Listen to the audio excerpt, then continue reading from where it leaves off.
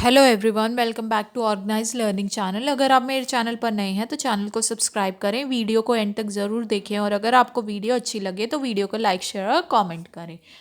तो directorate of education GNCT of Delhi की तरफ से 18 नवंबर 2021 के लिए ईवीएस की वर्कशीट है, वर्कशीट नंबर 112B। क्लास 3 के लिए वर्कशीट है, टेक्स्ट बुक लुकिंग अराउंड से ली गई है, unit number 2 the plant fairy हम इसमें डिस्कस करेंगे। यहाँ सभी स्टूडेंट अपना नाम लिखेंगे और यहाँ अपने टीचर का नाम लिखेंगे। नमस्ते प्यारे बच्चों, हम आशा करते हैं कि आप सभी स्वस्थ एवं सुरक्षित होंगे। प्यारे बच्चों, एक पेड़ या पौधे को सीधा रखने और जड़ से जोड़े रखने के लिए उसका तना यानी कि ट्रंक एक महत्वपूर्ण अंग है। जड़ से जुड़ा होने के कारण ही तना पौधे को विभिन्न भागों को पोषक तत्व प्रदान करता है। जिस तरह हमारी त्वचा हमारी रक्षा करती है, ठीक उसी प्रकार पेड़ पौधों की छाल यानी कि बार्क उनकी रक्षा करती है। तो पेड़ पौधों की अच्छी वृद्धि के लिए ये दोनों महत्वपूर्ण भूमिका निभाते हैं। ठीक है, तो हमने किसके बारे में पढ़ा? तना यानी कि ट्रंक और छाल यानी कि बार्क। जो तना होता है वो क्या करता है? पेड़ को जड़ से जुड़ा होने में मदद करता है, और जो छाल होती है पेड़ की, वो जैसे हमारी स्किन होती है वो हमारी रक्षा करती है, तो उसी प्रकार जो छाल होती है वो पेड़ की रक्षा करती है। तो बच्चों, सभी पेड़ पौधों के आकार अलग अलग होने के कारण उनके तने का आकार भी अलग होता है। तो नीचे दी गई तालिका में पूछे गए आकार के अनुसार पेड़ों के नाम अपनी कॉपी में लिखिए। उदाहरण के तौर पर एक आपके लिए नीचे किया गया है। जैसे आपको बताने हैं मोटे तने वाले पेड़ के नाम और पतले तने वाले पेड़ के नाम। तो एक होता है मोटा तना, कौन से पेड़ का होता है? पीपल का। दूसरा बरगद का पेड़ और तीसरा नीम का पेड़। इन सब के तने कैसे होते हैं? मोटे।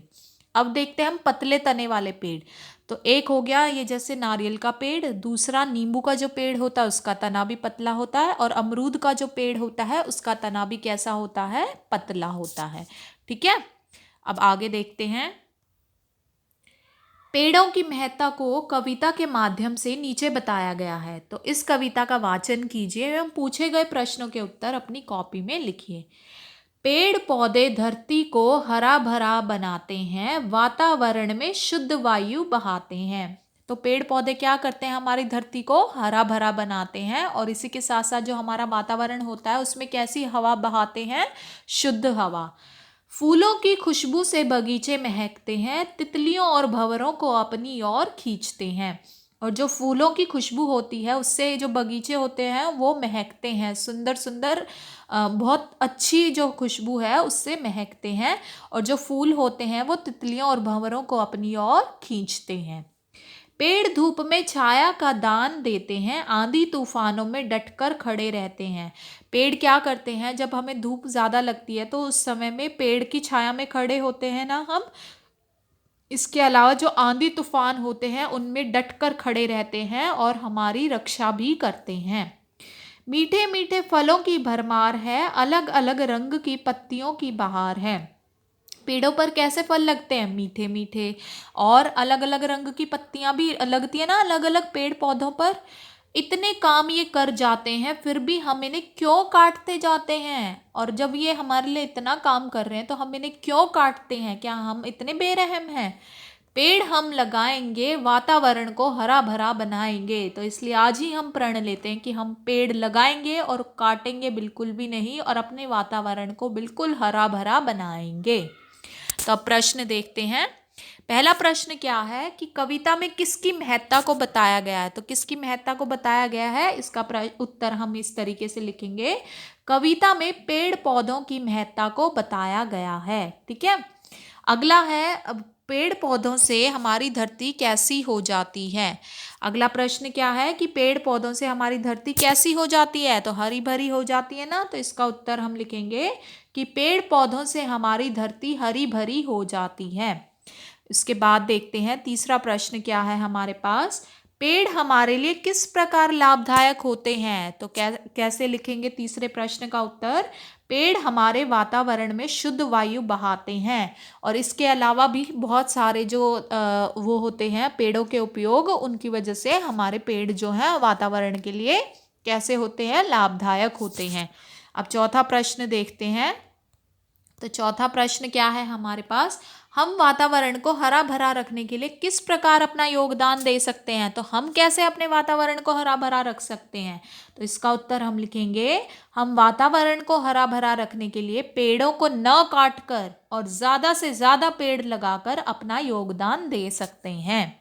ठीक है, अब अगला प्रश्न देखते हैं, पेड़ हमें किन किन चीज़ों से बचाते हैं। तो किन किन चीज़ों से बचाते हैं, पेड़ हमें आंधी तूफानों से बचाते हैं, इसके अलावा धूप से भी बचाते हैं। तो इस तरीके से हम इसका उत्तर लिख सकते हैं। अगला प्रश्न देखते हैं, फूल किन चीज़ों को अपनी ओर आकर्षित करते हैं। तो किन चीज़ों को करते हैं, हमने पढ़ा था ना, तो फूल तितलियों और भंवरों को अपनी ओर आकर्षित करते हैं। तो इस तरीके से हम इन प्रश्नों के उत्तर जो है लिख लेंगे। आगे देखते हैं, अब आप एक एक्टिविटी करेंगे, घर के आसपास उपलब्ध पेड़ की छाल या पत्ती पर कागज का टुकड़ा रखकर उसकी छाप ले लेंगे आप, जैसा कि चित्र में दिखाया गया है। ये देखो, ये जैसे बच्ची ने किया हुआ है ना, कि कोई भी पेड़ होगा उसकी छाल पर एक कागज का टुकड़ा रखकर आप उसकी क्या लेंगे, छाप ले लेंगे और उसको अपनी कॉपी में फिर आप चिपकाएंगे। ठीक है, और अभिभावकों के लिए सुझाव रहेगा कि बच्चों को पेड़ पौधों की महत्ता बताइए एवं अपने आसपास उपलब्ध पेड़ों के तने और उनकी छाल दिखाइए, जिससे वे पेड़ों को और अच्छी तरह से जान सके।